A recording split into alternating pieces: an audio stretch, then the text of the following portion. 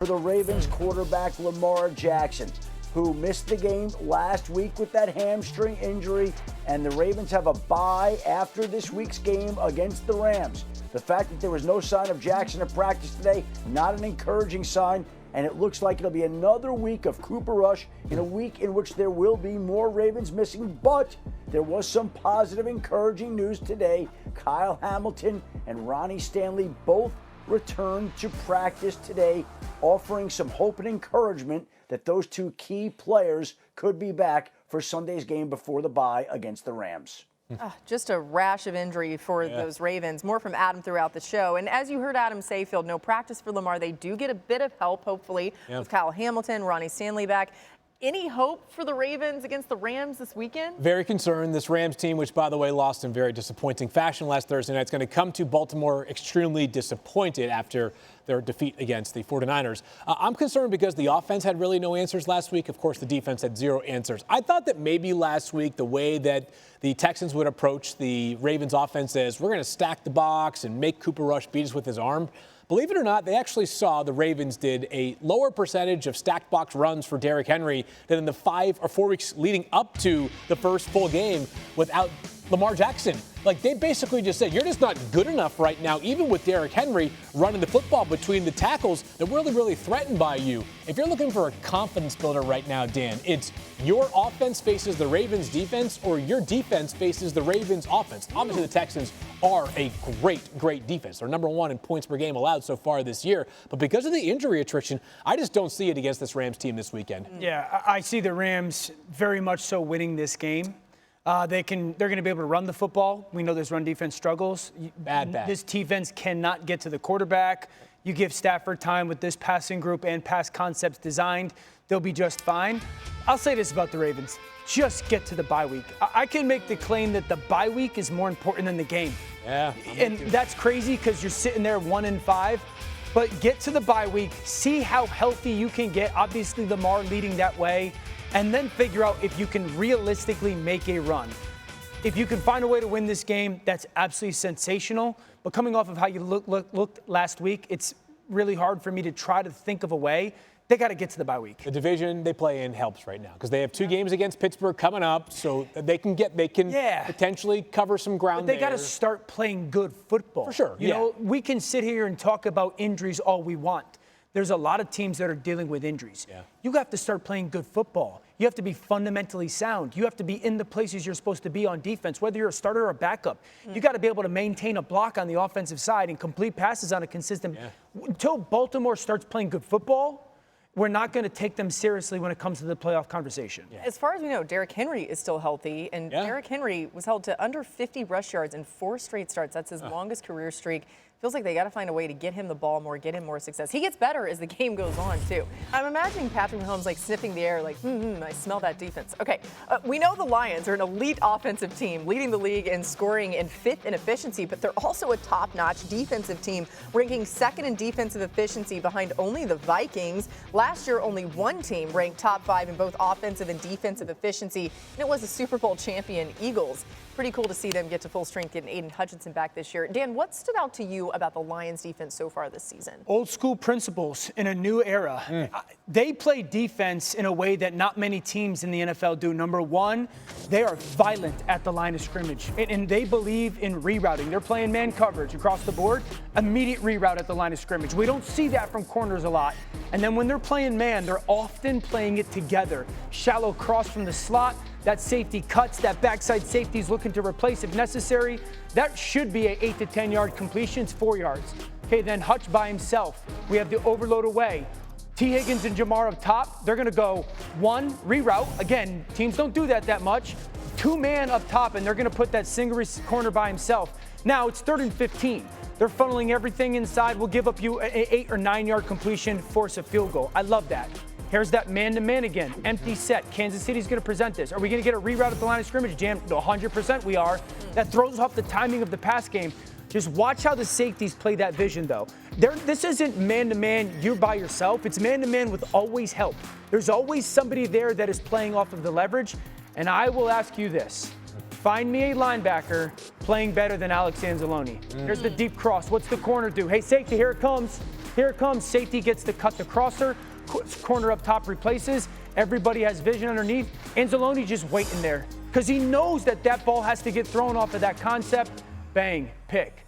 Anzalone's playing backer as good as anybody in football. Wow. And I think that there is defensively an epidemic in the NFL that we just don't reroute pass game receivers anymore. That defense does. Alex Anzalone, Gator, by the way. Gator. Go Gators. I'll be interested to see if they have the same approach this upcoming weekend because the injuries have really hit this Lions team. 3 of their top 4 corners, at least coming into the season, like when training camp began, are not going to be available on Sunday night, with the latest addition being Terrion Arnold, their second-year corner, who Terrion is going to continue to grow into a player who understands there's a fine line between aggressive and having too many flags thrown your way. Yeah. That being said, at some point when the depth piles up, or at least I should say the depth goes the other way, when your depth becomes an issue, you can't always do things exactly how you want to do so. The best way, though, to cover up for a secondary that's depleted is to rush the passer well. This past Monday night, the Chiefs didn't win the game, but they protected Patrick Mahomes at a very high level. He was not sacked once by a Jaguars defense that had been very aggressive all season, had done a good job of piling up those sacks. And, of course, as Dan Campbell alluded to, Patrick is not going to be fooled by much. So if you are going to bring pressure to try to account for the fact that you are thin in the secondary, as Dan Campbell also said, it better be the ultimate disguise because there are very few things at this juncture of Patrick's career that totally catch him off guard. Didn't seem like the Jaguars were able to catch him off guard much on Monday night. 318 passing yards is best of any game this season. Yeah, I think the question is Detroit going to do that same stuff? Is the fair one to ask. Right. You know, we saw it last year in the playoff game against Washington. Even when they were getting carved up, they did not stop. Kelvin Shepard has some Aaron Glenn. Yeah. Still got Maybe those they got safeties. Yeah. I don't think they're gonna. Rock Ya-Sin's still there. He's played a lot of football in this league. You can trust his veteran experience. Those safeties make up for a lot. Those safeties are special players. By the way, Patrick Mahomes 0-2 in his career versus Jared Goff, but he has thrown for 704 yards and 8 touchdowns in those 2 games. So it hadn't necessarily been his fault. All right, new on NFL Live. Here's Cowboys head coach Brian Schottenheimer today on how the Cowboys offense has been able to find success. You go out on game day and you just let it rip, man. You just let it go, and I think that's how you handle the ups and downs, like, you know, of this game. And I mean, I was tired. The players were tired after Sunday. The emotions of it, up and the downs, and it's like a game where you feel like we had the game in hand most of the time, but like there's constantly things going on, and I think really, trying to get these guys to understand to play free and relax is the best way to go out there and be the best version of yourself.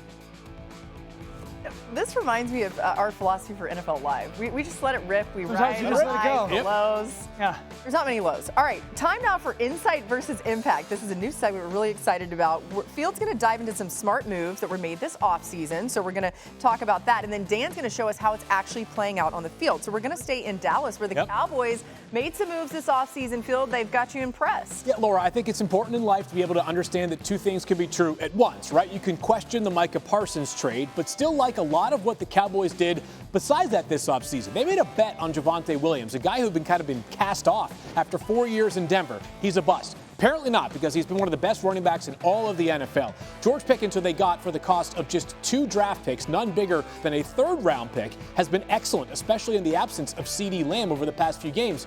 And they made a bet on Jake Ferguson, who had 0 receiving touchdowns last year. They gave him a 4-year, $52 million extension this offseason. I would say in terms of impact, he's right there at the top of the list of all tight ends in the NFL this season, especially with Brock Bowers being banged up. Last week, George Pickens was kind of slowed down by Sauce Gardner. And then our guy Ryan Flanoy, who they drafted a year ago in the 6th round, made a major impact with over 100 total yards. Let's go, Jerry. One of my favorite offenses to watch on a week-by-week basis. I think the way that I'll describe it is they're making the simple look complicated to defenses. You go to earlier in the game, this is 22 personnel, 2 backs, 2 tight ends. And this is going to be just a counter to your back, Javonte Williams. You're not looking for home runs. You get down block, you pull the backside guard. This is going to be a good, efficient 6 or 7 yard run. But the backside is starting to really creep in and pay attention. Then you go to a couple plays later. Can we take that same thing, dress it up a little bit, and run a very different play? 2 backs, 2 tight ends. Motion, back off set. Now we're going to down block, pull the guard. Here comes that counter that we just ran just to the other side. Look at everybody in the backside. Okay, that's got to be the same run that just happened for Dallas. Nope. It's that tight end screen to Jake Ferguson. You have 3 blockers out front with only 1 defender left. But this is a simple play by the offense that looks complicated to defense. Flournoy, go a little bit later in the game. Here we go, 2 tight ends. Now, are we going to get that same action? Is it going to be that counter that we've seen the counter run? We've seen the counter screen. We just saw this motion. Yup. Here's the backside guard, double pullers. It must be that counter run. Get downhill to Javonte Adams. Here's that little flip reverse to Flournoy, that wide receiver. I just think the way that they're calling their offense is simple, look complicated, and take the complicated for us and make it very simple. I really like that Schottenheimer's like, hey, we're just letting it fly. But we got to credit him. This offense is incredibly creative, and they're tying it all together. It's all happening with a lot of offensive line injuries as well. There are 3 starting Tylers along the offensive line, have been very banged up of late. Sounds like some reinforcements coming, though, in the form of Tyler Booker, their first-round pick, getting healthier. Yeah, that's good stuff. And when CeeDee Lamb comes back, just imagine. A fun offense. All right.